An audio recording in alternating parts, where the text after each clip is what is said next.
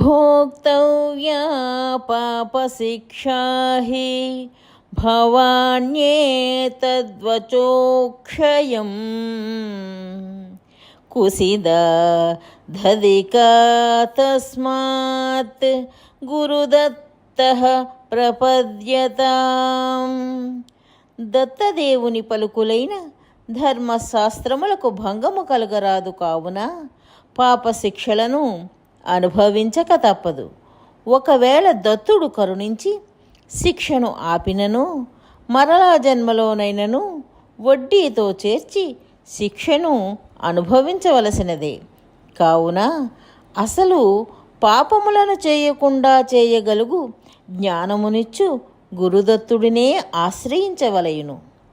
న కేవలం భవిష్యం హి భూతం పాపం చ దహ్యతే జ్ఞానేన వినివృత్తస్య శిక్షోద్ధేశ స ఏవ హి.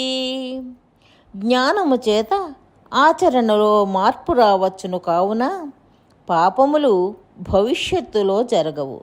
ఆ మార్పు కొరకే శిక్షలు, కావున ఇంతకు ముందు చేసిన పాపములు కూడా రద్దు అగును. మా దత్తమనుకుర్యాత్తం అవతీర్ణం విభేదతః సధర్మాదధికో రాజా వాచో వక్తాన కిం పరః. దత్తుడు కృష్ణాది నరావతారములను ధరించి వచ్చినప్పుడు ఒకవేళ ఆయన అధర్మము చేసినను నీవు పులిని చూచి నక్కవాతలు పెట్టుకున్నట్లు ఆయనను అనుకరించవలదు. ఆయన పలుకులే వేదధర్మములు. పలుకుల కన్నను పలుకులను పలికిన వాడే గొప్పవాడు కాదా? రాజు శిక్షను చెప్పి మార్చగలడు, కానీ శిక్షింపబడవలసిన దోషికి ఆ శక్తి లేదు గదా. కావున జీవుడు వేరు, ఈశ్వరుడు వేరు. శక్త్యా చ హేతునా కేన న జ్ఞేయేన చ ధర్మిణః నాను కర్మ బహిర్జీవ సామ్యాదంతరగోచరాత్. పలుకులను మార్చగల శక్తియే కారణము కాదు.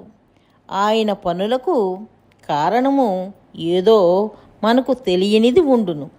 అది తెలిసినచో ఆయన యొక్క ప్రతి పనియును ధర్మమేనని బోధపడును. బయటకు కనపడు నరాకార జీవతత్వము నీకును ఉన్నదని భ్రమించి ఆయనను అనుకరించవలదు. ఆయన లోపలనున్న అనూహ్య పరమాత్మ తత్వము నీ బుద్ధికి గోచరించదు కదా.